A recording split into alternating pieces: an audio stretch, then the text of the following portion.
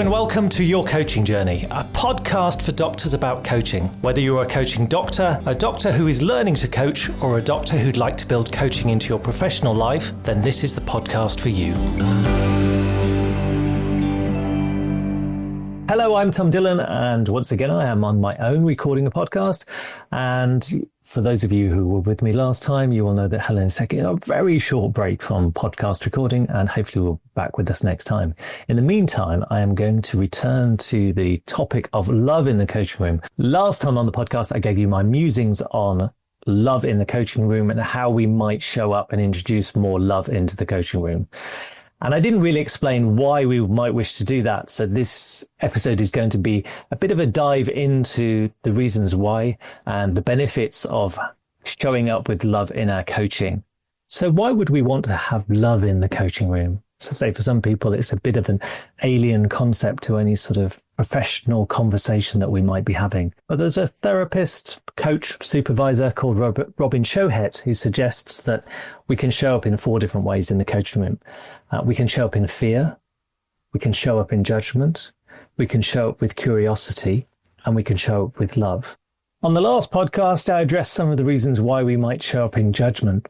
But I think a lot of the time, coaches, particularly new coaches, but I think it can happen at any time, coaches will show up with fear in the coaching room. And I think we as coaches are not immune to wild imaginings, to anxieties, to predicting what could happen in the coaching room. So we might have fear around finding the right questions, about maintaining our focus, that we'll forget what our coaches have said, that we'll summarize incorrectly. And we might also have fears around our coachees, that we might worry that they're not going to find the answers that they're looking for, that they might not value the coaching, that they might assess us as an inferior coach. And of course, all that's possible. All of those things might happen, but then they might not. So they are unknowns. And sometimes the unknowns can feel scary. And along with any fears that we may show up with, the coachee may have their own fears.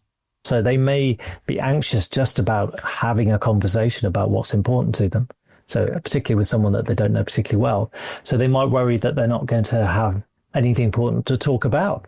That they won't find their answers, that they will remain stuck, that we'll judge them, that they'll feel foolish, that they can't talk about what matters to them. All sorts of things the coachees might show up with in fear around. So that might result in them playing small in terms of their focus on their future vision. It might mean that they shrink away from their desired outcomes rather than engaging with a sense of self-efficacy, and all because part of them is afraid. But as the Sufi saying goes, fear knocked on the door, love answered, there was no one there. And I think that when we bring love into the coaching room and demonstrate that love to the person that we're in conversation with, then we have a much better chance of bringing about a successful outcome for the coachee and for the coaching relationship. Because if our coachee has a sense of feeling held in that space, there is much more likelihood that they'll be engaging with much more expansive thinking about their situation, and they'll be finding their confidence to move forwards towards their desired outcomes. The alternative, if we focus on judgment and negativity, is that the coachee may well feel threatened and will narrow their thinking. So the work of Richard Boyatzis, the neuroscientist, would suggest that if we can work to the brain's positive emotional attractors, then it's much more likely that the client will engage in more expansive thinking. Because we will engage the default mode network of the coachee's brain, which is the place that we go to when we daydream, but it's also a self-referencing place. So it's when we start to think about our situation and think about our future vision, where we want to go. So that place of dreams is very much in the default mode network, and that leads to expansive thinking. The opposite is the task positive network, which is what we're using when we're really focused on getting a task completed. So that's all that we're looking at. We've narrowed our vision down and we're just focused on the thing in front of us, and which is great if you're trying to complete a task, but not so good if you are going to that place of expansive thinking. And if we meet our coachee with judgment or with fear, there's a very good chance that they will start to go to that place. They'll shut down the default mode network. They'll go to the task positive network. They'll feel under pressure to come up with some answers, to find a solution, to get there quickly. And that narrows down their thinking.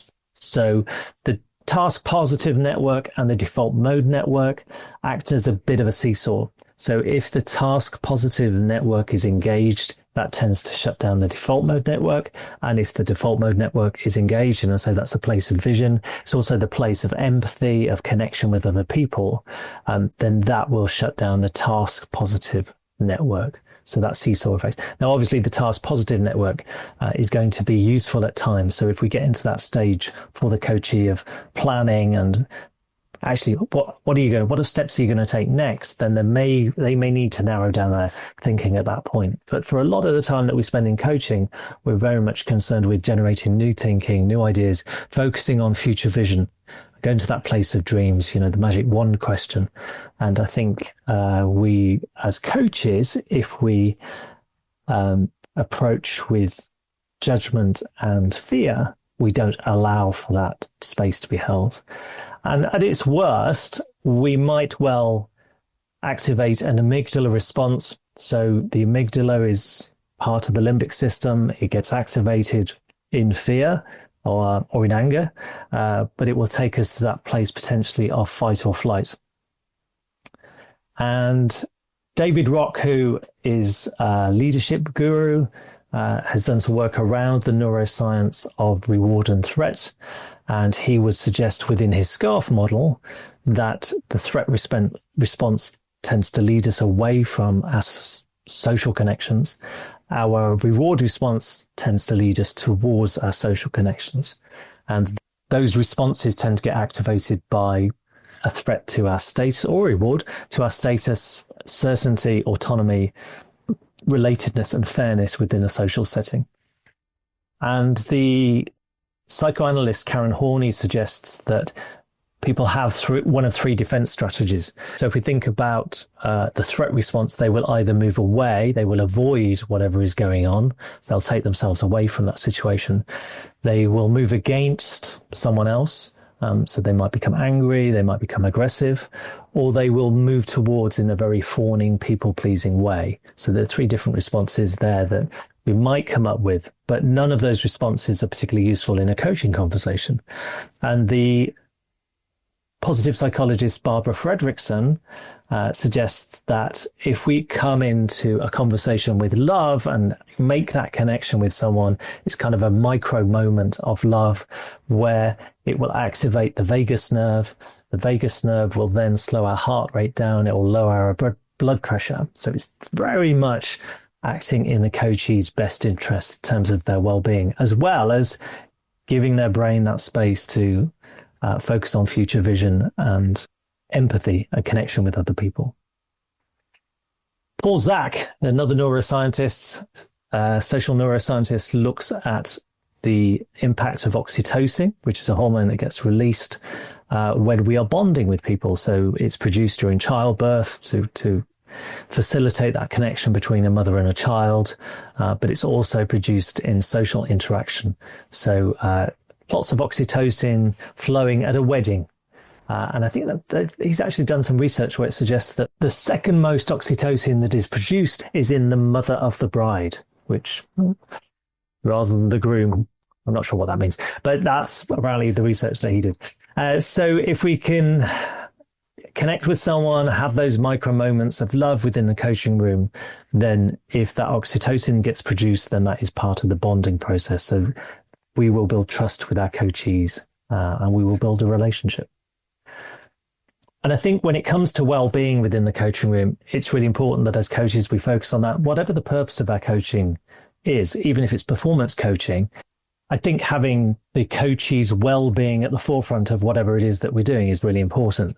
So it may be that we're being asked to coach someone around overwhelm. And obviously, if a lot of people coming to coaching may say, well, I'm getting close to burnout, I need to think about how I manage everything coming at me in a more effective way. So they might be trying to multitask around different demands on their time, and they may want your support in helping them be more efficient.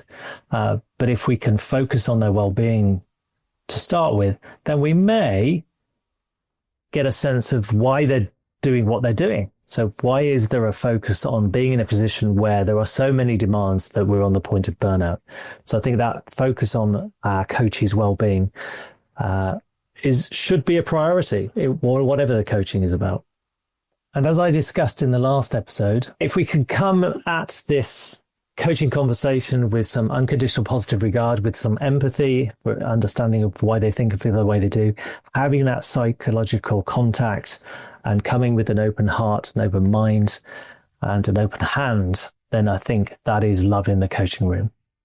And I think if we approach our coachees with love, then we will alleviate their fears. Well, first of all, they will tell us about their fears. They'll tell us what they're scared of, which is a bit of acknowledgement for them that they are in a place of fear. And once that fear is shared, then it makes it much easier for them to think properly about what's going on for them. I certainly have coachees that once they have poured out whatever is going on for them and expressed their anxiety, their fear around what's going on, then they feel much lighter and can actually see more clearly that maybe some of their fears are unfounded. And so they will tell us their fears, and they will also tell us their dreams. And in telling us their dreams, that allows obviously for us then to work with them to help them move towards whatever their dream is. I know this reminds me of the poem by W.B. Yeats, which goes, "Had I the heavens embroidered cloths, enwrought with golden and silver light, the blue and the dim and the dark cloths of night and light and the half light, I would spread the cloths under your feet. But I, being poor, have only my dreams. I have spread my dreams under your feet. Tread softly because you tread on my dreams." That's a romantic poem. But I think when coachees come to the coaching room, they do spread their dreams under our feet. I think for us as coaches, if we tread on their dreams, if we discount them, if we're dismissive of them, if we think they're crazy dreams, then we will shatter them and we will tread on their dreams. So we must tread softly. We must nurture our coachees' dreams. So we must set aside our judgment of the coachee, of their thoughts and emotions, of their desires and dreams, and honor their vulnerability. So if they have shown up with vulnerability, we must allow them to be present with themselves, to hear for themselves what they have to say. We must hold that place with love. And when I've held that space, when I've had conversations and held that focus on love for my coachee, they reveal their true self. In all their messiness, all their vulnerability, that human condition, they're living real lives, and they bring their real lives into the coaching room. And I think if we can hold true to our intention of approaching the coaching relationship with love, then we can help the coachee to be expansive in their thinking and think about how they're going to approach their concerns, their dilemmas, their dreams, and how they might engage with some self-love to find the answer that's right for them. So these situations are a real test of our ability to sit with the unknown and to sit with someone else's struggle and to help them arrive in a place of expansion and curiosity. Because the unknown is exactly what we're working with in the coaching room. The coachee is thinking through a future that's unknown to them, and that's full of risk, but it's also full of potential, possibility. And that's what makes a coaching conversation such a privileged place to be part of. Now, before we can approach the coaching room with love, we have to be able to demonstrate self-love. We need to be able to support ourselves to be the coach that we want to be. So that means having a belief in our own abilities as a coach, of knowing that we can hold that space for a coachee, knowing that if we enter a coaching conversation with that approach of love, that will be enough. Obviously, there's some other stuff to do, but approaching the conversation, there is some healing in approaching that conversation with love. And trusting the process. Coaching is a process. It's a conversation with a purpose. But if we can hold that space and allow the coachee the time and space to come up with their own answers, then there's some sort of magic that happens. So yes, we've got tools and techniques, we've got models and theories, and we can share all of those to help our coachees to gain new perspectives, to widen the view of their situation. But we just need to be able to put those tools, techniques, models, theories down to one side, put them down by the side of us, let them sit there and just engage and have a conversation. Just connect with the other human being we're in conversation with. And just focus on that relationship that's based on love and that's emanating from us as the coach. Now, coaching with love might not seem to leave a lot of room for challenge in the coaching room, but I would suggest that if we can create a safe space for our coachee, where we've shown up in a spirit of love, if we have held that space for them and they've been able to show up authentically, then I think we have the opportunity to challenge with curiosity.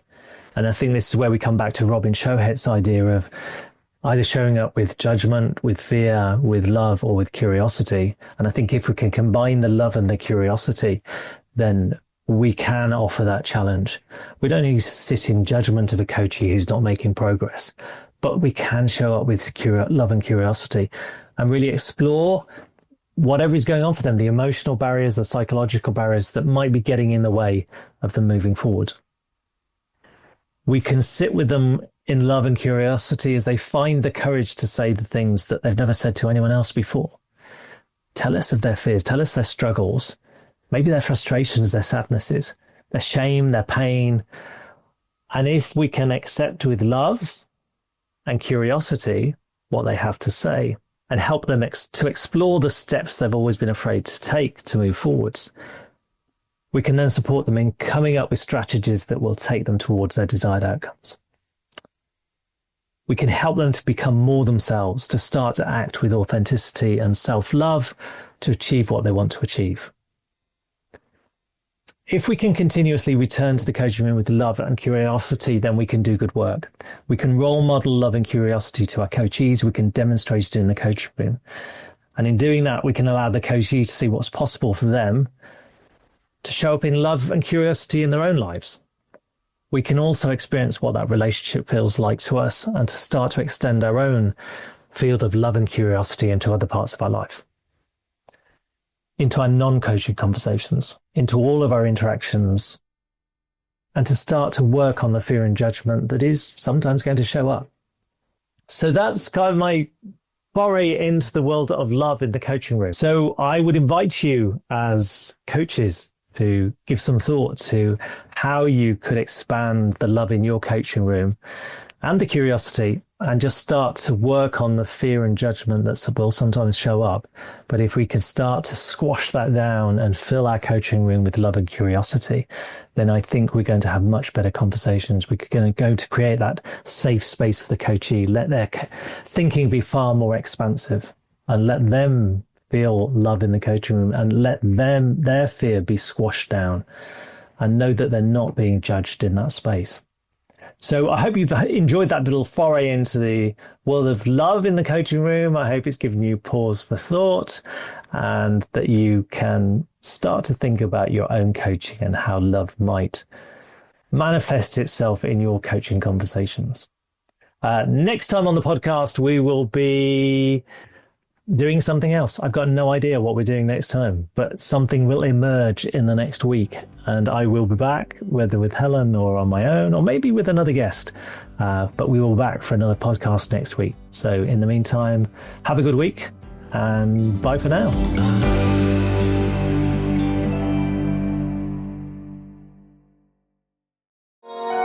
This has been a Monkey Pants Productions podcast.